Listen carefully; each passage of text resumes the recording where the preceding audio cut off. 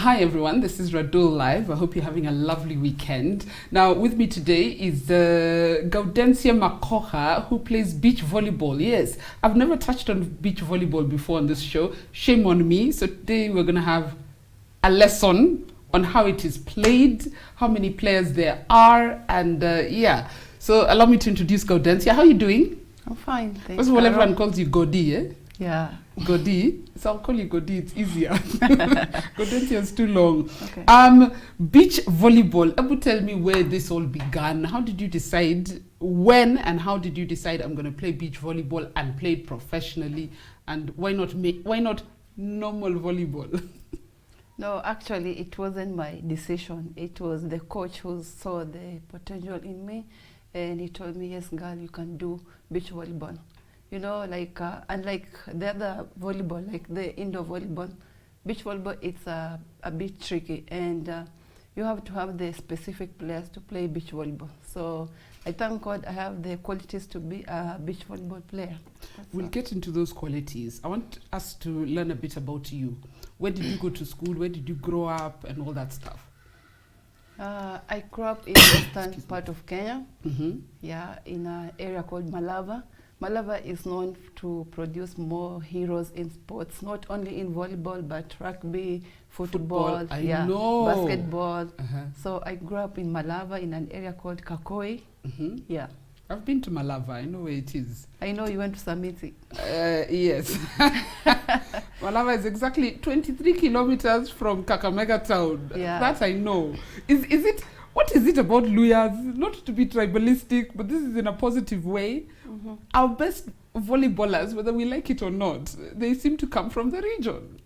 And footballers and rugby players. I think the area is just pleasant to have sports people. Ugali. Ugali Kuku. and Ingo. definitely. So you went to school. Where did you go to high school? I studied in a very rural school. It was a mixed school called Mahanga Mixed School. And then after that, Luhoho Girls, they spotted me. And after Luhoho Girls, I went to St. Christopher's Mabanga in Bungoma. But before going to Mabanga, Lukulu wanted me. But then I was like, no, let me go to the far end. When you say spotted me, they spotted you as a volleyball player? Yes. So did they give you some sort of scholarship?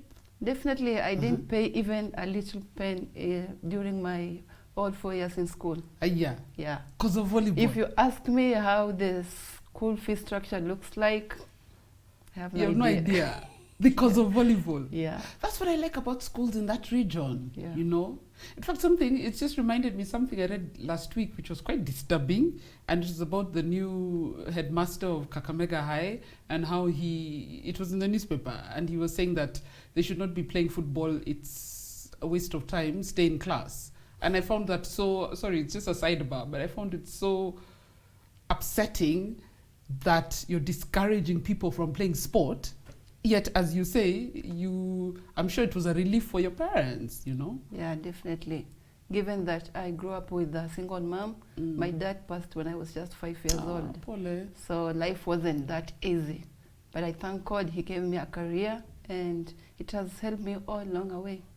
So you went all the way through high school courtesy of volleyball. You finished high school. What made you decide, actually, I want to do this professionally? Or did you also go to school?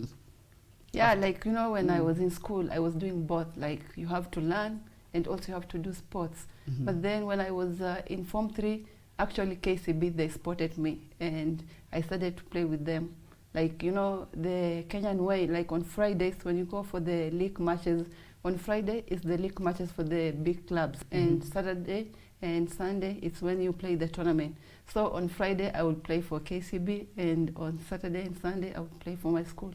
And this was mainstream volleyball at this point? Yes. Yeah? Yeah. Did you, when you were playing for KCB, when you were playing for KCB, they also employed you? No, like they were giving me a token, like, you know, it wasn't that big, but at least it was for, you know, given that I'm a girl, at least for the keep up, you know. And after that, when I finished high school, I still went through to KCB. Like I played for KCB 2008-9. When I finished high school in 2009, in 2010 I also joined them until 2012. And then you moved to, when did you move to Kenya Pipeline? No, you know, after finishing with KCB, I went to Nairobi Water.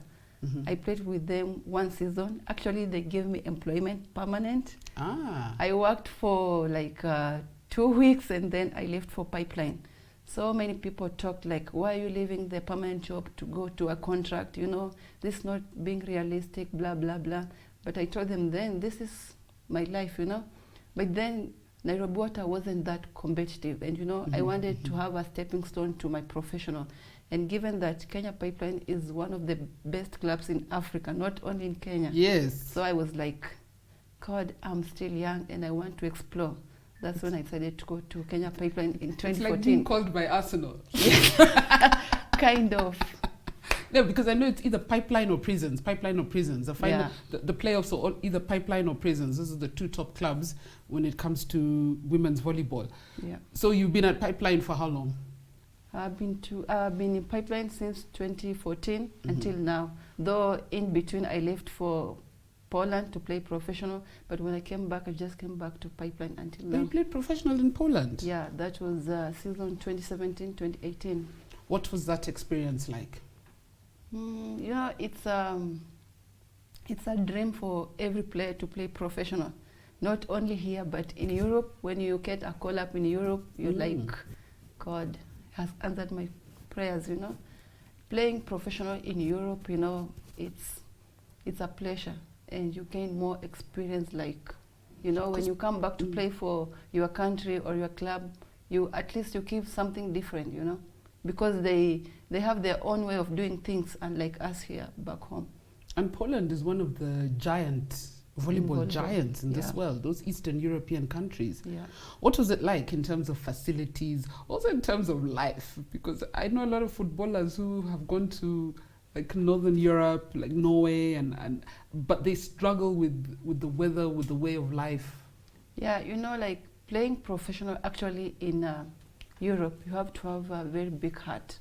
It's not easy, given that there is, first of all, racism thing. You have to have a very big heart. Racism. Because, you know, when you're playing, they're just happy when you're winning. But when you lose, that's the way you know their true faces.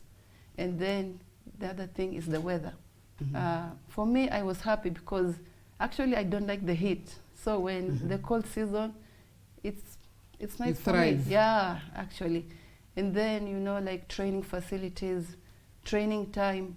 You train few hours and you get a lot of time to rest. And like here, we train so many hours. We have little to rest. So that's what makes difference from us to them. So maybe we should go and learn from the professionals. It's not about how many hours you're putting in. It's the quality of the hours when you're training. It's what you do. Like you can do something for few minutes and you gain it. And like doing it for like long hours. And you know, when you like, you know, players, they get tired. You know, like here we train like outdoor, and like now the heat so much. So like you're telling someone to do something, at the end of the day he will go home like he has nothing in the head because he's drained. Well, but then maybe we should be sending coaches to go and learn abroad. So at what point did you play for the national team as normal volleyball, as Malkia strikers? Yes. What were they called before? They used to have another name before.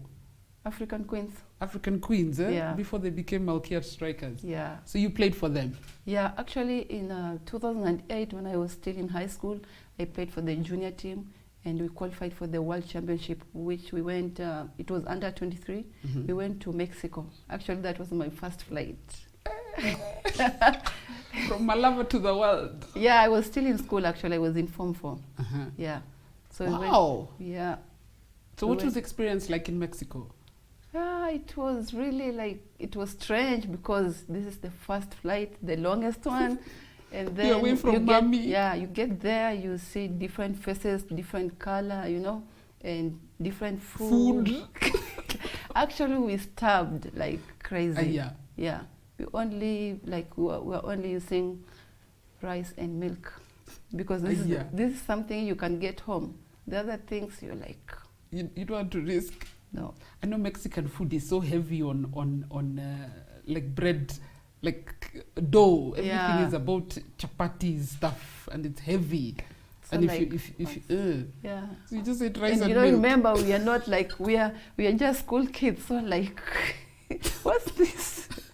Yeah. But in terms of the competition there, it was a world championship. Yeah, it was under 23 World Championship, and our pool was really strong. Like we were placed with Brazil, one of the powerhouse. You know, when someone tells you about Brazil, you know what it means in volleyball, in football.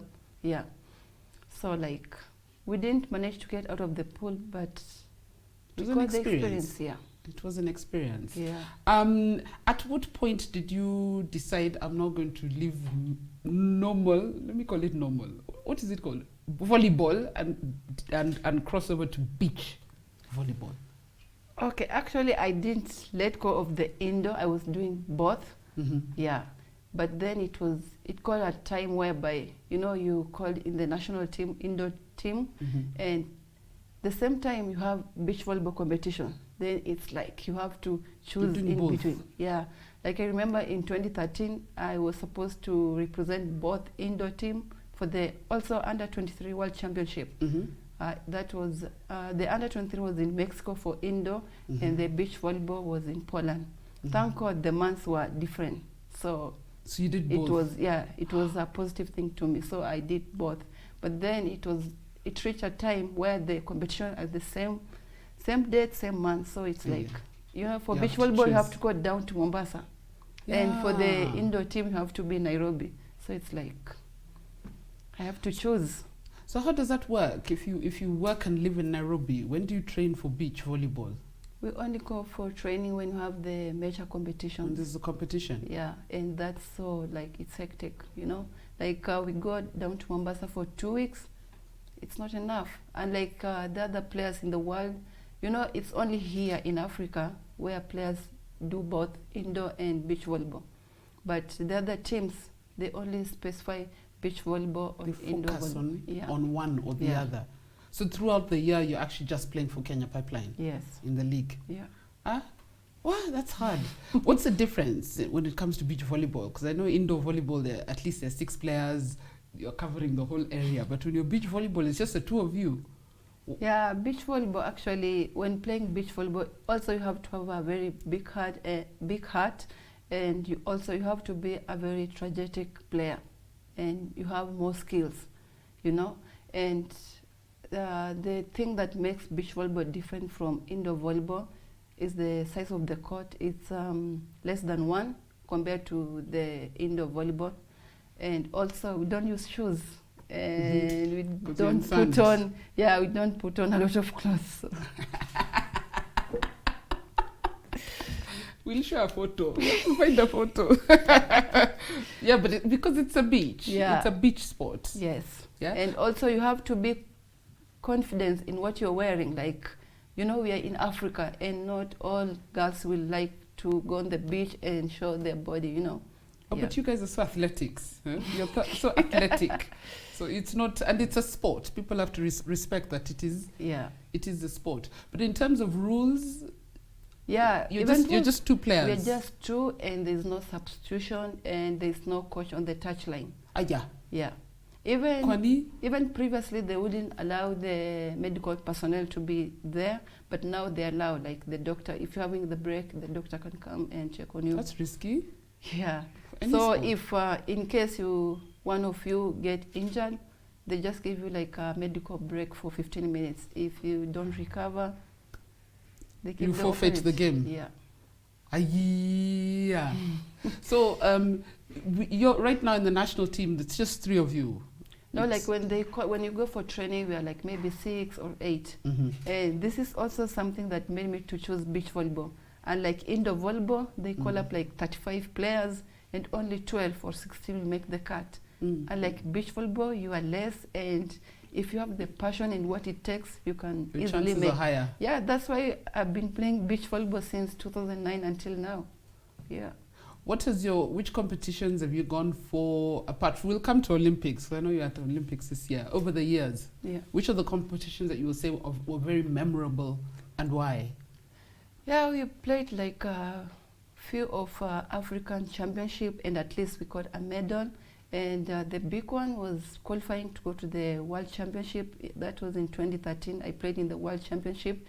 And just after that, we came and played the African Championship for the qualifiers.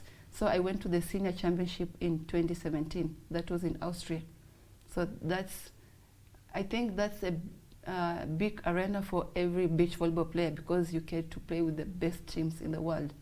And also, after that, we played the first ever African beach games in Sal, that is in Cape Verde. And we won, I think we won bronze.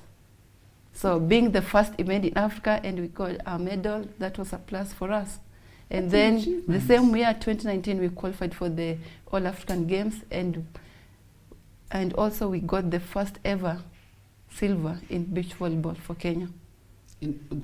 For All Africa Games. Yeah. I mean, just to put it into context, you guys, there's no active league for beach volleyball. No. So when there's an international competition, they bring you together for 2 weeks, and then you go and compete with these teams and these girls who've been training throughout the year. Yeah. So when you hear that they got these medals, it's no. Yeah, and so you can imagine for the 2 weeks or 1 week you go for training, you can go and get a silver or a bronze. What if we have the specified beach volleyball circuit and we get specific players playing beach volleyball and going to the world tours, so we can deliver in a league? How come there's no league? We've not marketed the sport properly, is it? I think, and the most challenging thing, like if you look at the other teams from the world, it's all about sponsors, even not the federation. It's about the sponsors coming on the board. But you won't get sponsors unless you organize a league and market the sport properly. Yeah. Wow. Okay, I want us to take a very short break. When we come back, I want to ask you about your biggest challenges, your hopes and dreams, where you want the sport to go. So that's coming up after the break. So don't go anywhere, guys. We'll be right back.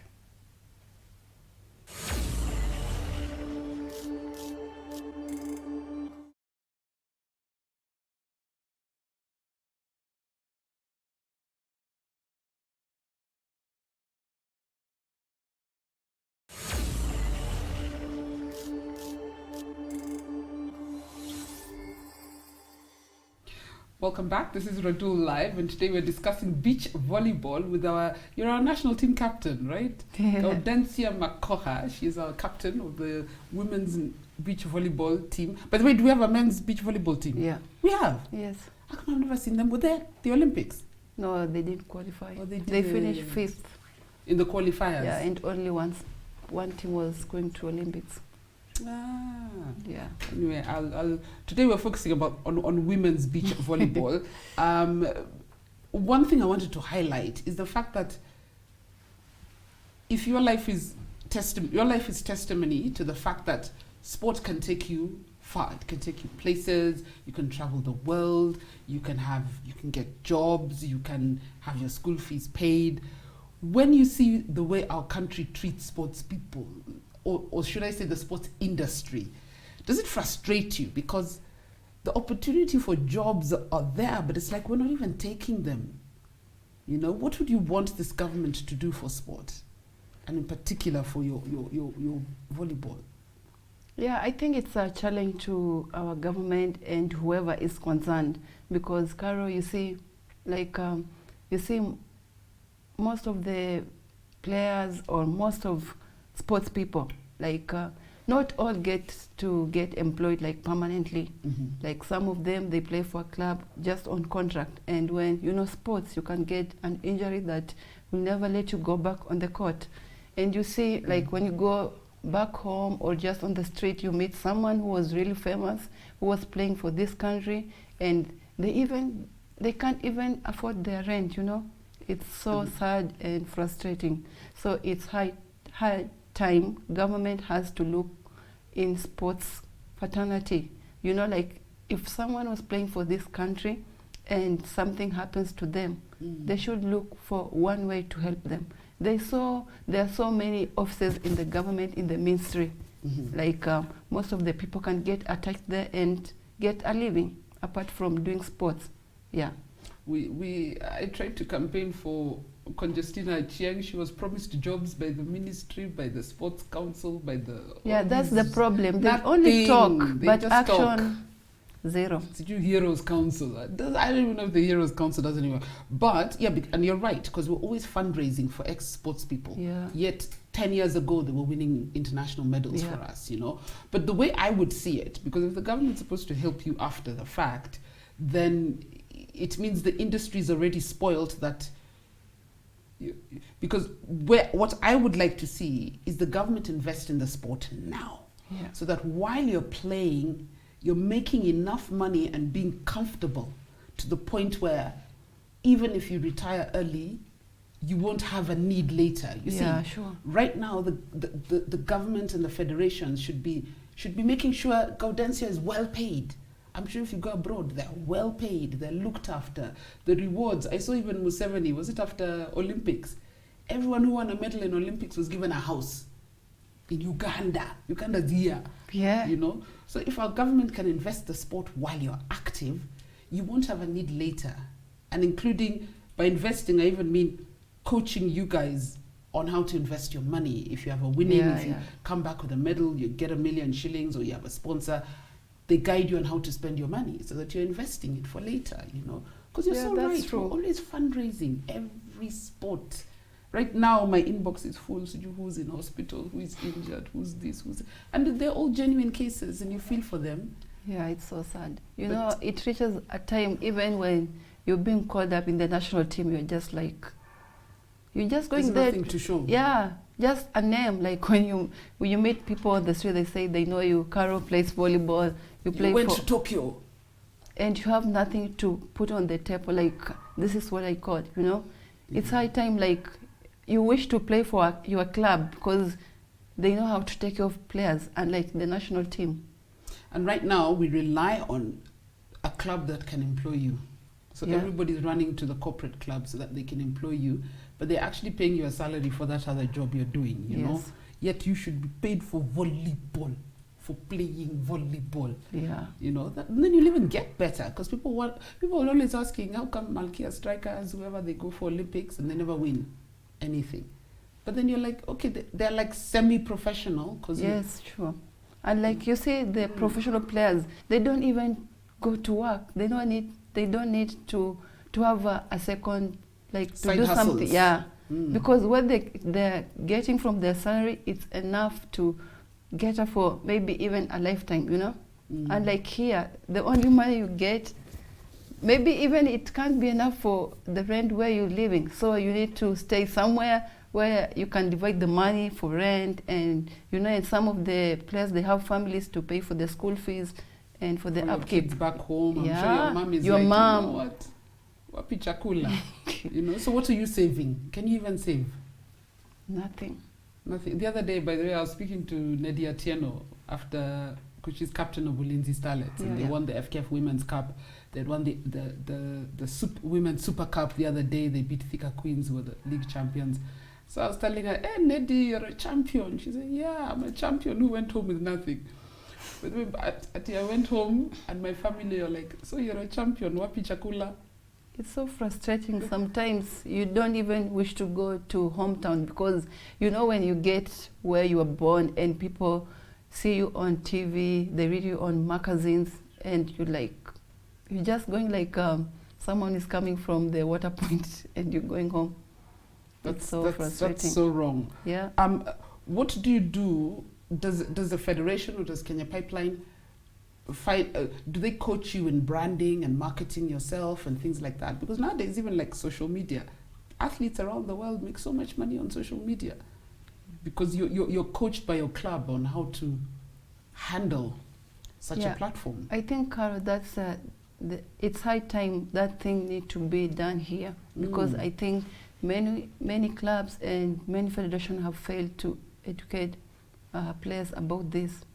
So I think this is what players need at this time because you see, in this generation we are living, life is going so fast, everything is going so fast, and if you don't have money or you don't have investments, life can be so hard. Are and you on social disappointing. media?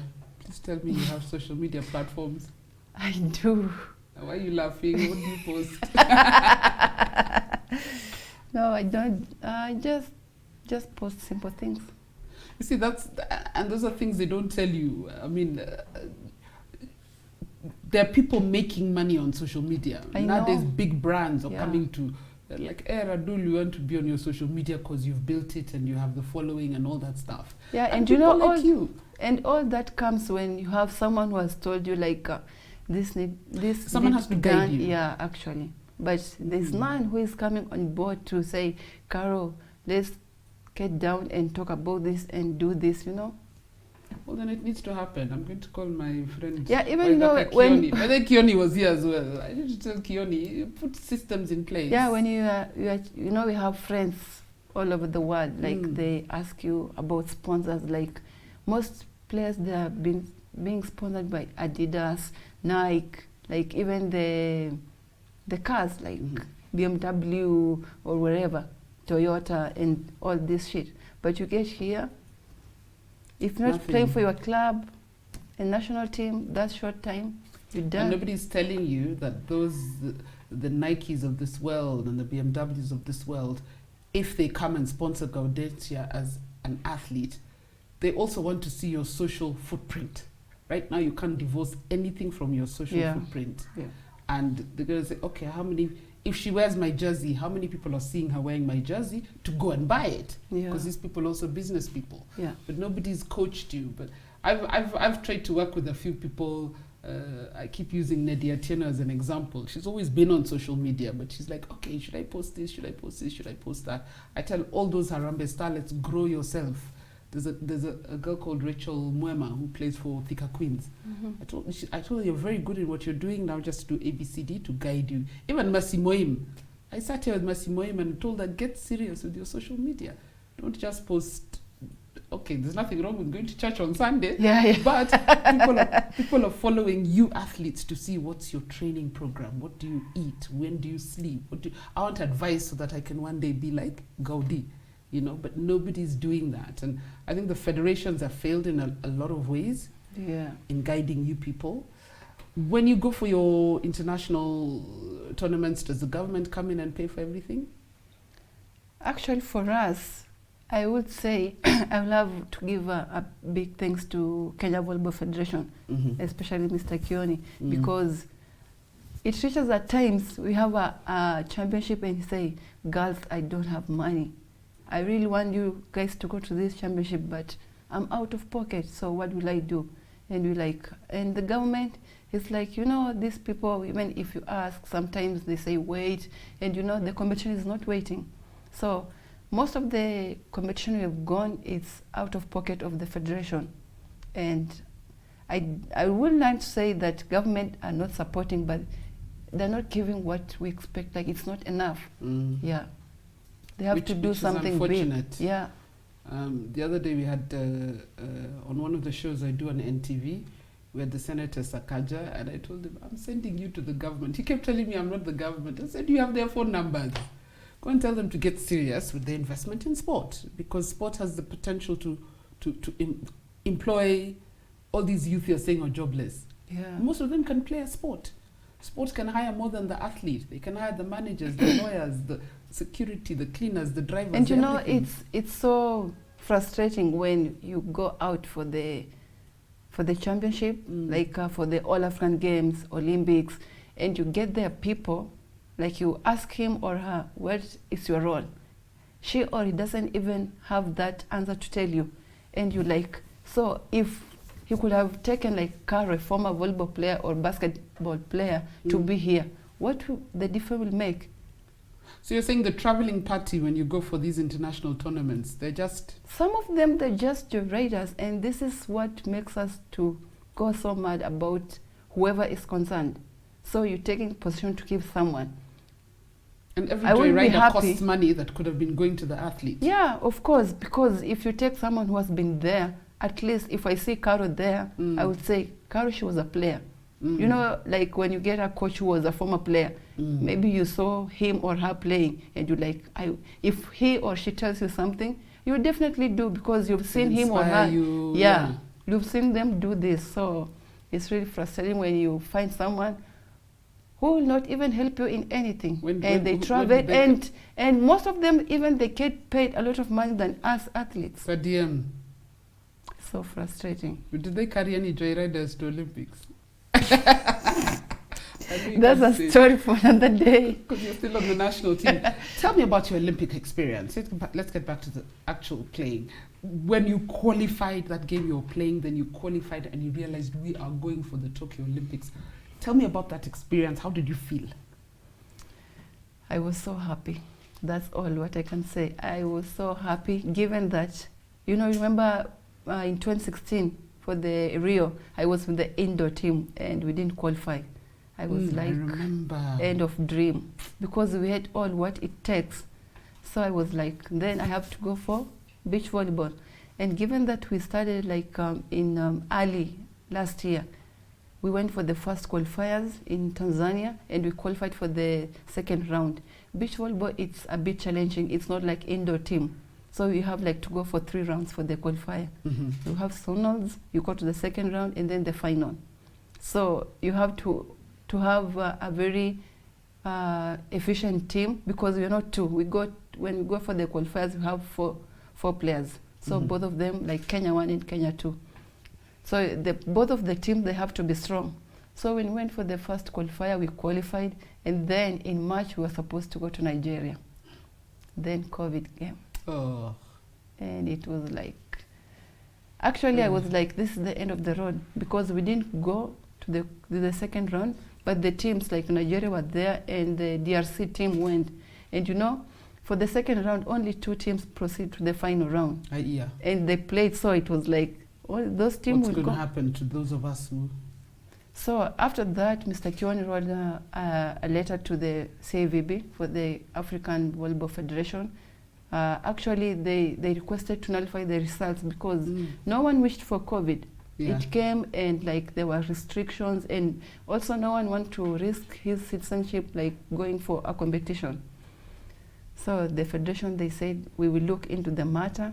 And then I thank God because the CVB, they were having the elections, and then by then the president from the Egypt, he didn't win. So the lady from Morocco, she won. And everything was coming on a silver plate for us. Yeah, because the lady, when she came in, she said she nullified the first results and then we had to start again. Yeah. For fairness. Of course, and then she said we will not have the 2 competition. We'll have it at the same venue, of which it's also it's crazy because you've not been training. So you'll go in the same competition you're having 4 days or 5 days. You play the second round and then the final. So then you have to be very focused. Thank God when we went there, we had a positive mind about this. I was telling the girls, this is the time. If we don't, for the Praxidis, she's almost going to 4th floor. And she's been playing indoor volleyball for a long time, and she didn't play for Olympics. And I was I used to call her Mama. So when we came from out there, everyone knew that I'm her daughter. Yeah. So I was, let's go for it. Let's go for this girl. This is our time. This is the time. And then we did it. When we were going to the quarterfinals, the Egyptian team, they got disqualified because of COVID. And this is one of the strongest teams. Given that they went to Rio in 2016, they were nullified and we had to meet the host, which also is the favorite. We met Morocco in the semi-final and we won against them and we were just yes, we have the ticket, even before playing the final. Yeah, because it was the top 2 teams to Yeah, of which Nigeria is also a very strong team, but then we knew we would win over them. Yeah. We were here cheering when you qualified. In fact, when you qualified and then when you won, we were cheering. You could think I even know how to play beach volleyball. And the most thing that kept us going, you're looking in the stand and we saw Paul Tarakat and we were let's just do it for him. Most people, they don't come and watch beach volleyball, but then he came to support us. And you're just looking in the stand and she's going, let's do it, girls, you can do it. And he's an icon in himself, That's inspiring. Yeah. So you get to Tokyo, how do you feel? You just land and you're we have arrived at an Olympic. Definitely the most, like, for me, let me talk about me. Like, I've been dreaming to play in Olympics because I went to the World Championship with both indoor team and beach volleyball. Olympics is the biggest arena, like it's the last, ultimate. the peak, yeah.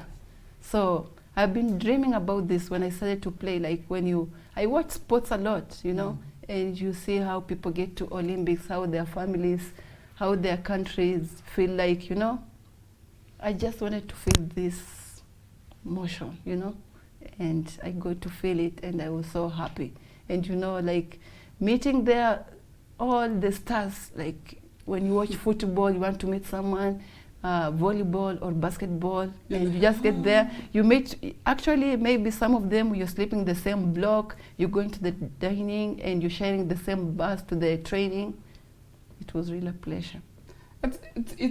It's the ultimate. I keep telling athletes, you know, it's not even how you perform at the Olympics. Yeah. You went to the Olympics. And you know, It's for us, ultimate in sport. for us being the first ever Beach volleyball. yeah, to qualify for Olympics, we made a history, and this is, Congratulations. thank you. Congratulations. But it was a bit tough there. It was tough, actually, being placed in the same pool. You know, we went to Olympics when they just concluded a world tour, and the top 4 teams, the 3 top teams in that championship were placed in our pool. Yeah. But you got there. You got there. And what do you think is missing between us attending these events and competing and being competitive in these events? Because I know, speaking to the indoor volleyballers, they always say it's in the preparation. It all comes down to the preparation. As Kenya, we just don't, as you say, 2 weeks in Mombasa and you're sent on your way, you know. And then we expect you to go and win. Yeah, actually, that's what happens. It's all about the preparation and going to the competition.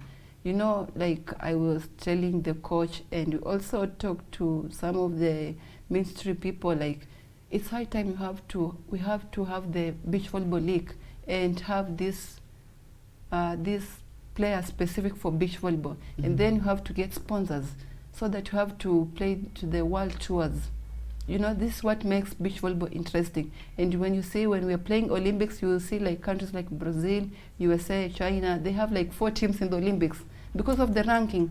And you know, beach volleyball, you can be the best team, but then if you're not going for this competition, you could, like, you don't earn the points.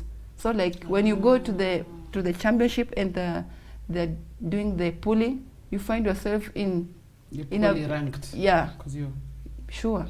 Because you don't go for this competition. So it's hard time, like the federation and the ministry have to get the sponsors to sponsor beach volleyball. Actually, now I'm just focusing, if we get 2 or even 1 sponsor and we play to the world tour, it will be so interesting. Surely, if any sponsors watching, you heard what Gaudencia said, you just need some investment in beach volleyball. Yeah. But then you'd have to move to Mombasa. Not necessarily, because now we are living in 21st century. You don't need to play along the coastal. You just need the sand somewhere like Karura. You can actually build. Yes. All you need is just the sand. Yeah. So it can happen in Nairobi. It can happen in Nairobi. Yeah, Okay, because so normally if we don't go down to Mombasa, we train at Strathmore University. Yeah. They have sand there, or it's just... Yeah, it's not like the coastal sand, but at least something can help you. Kali sand. We're in Yeah. Africa. We can import sand from another county. Yeah, that's what Japan did. Actually, the sand we're using, they imported it. Oh yeah, because you were not on a we at the coast. There was water, but you know how Japanese they are. They can invent anything. Yes, because if you look around, the water is just building, so there's no sand. So they had to bring the sand, and you see how it was amazing. It's investment. Yeah. It's investment. Yeah. All right, before we wrap, what would you like to tell some young girl watching who wants to be like Gaudi? What does she have to do? All I can tell those young girls watching, like, don't let anyone tell you that you cannot do anything. It's all about you. You know, someone can tell you can't do this, but personally, what do you feel inside?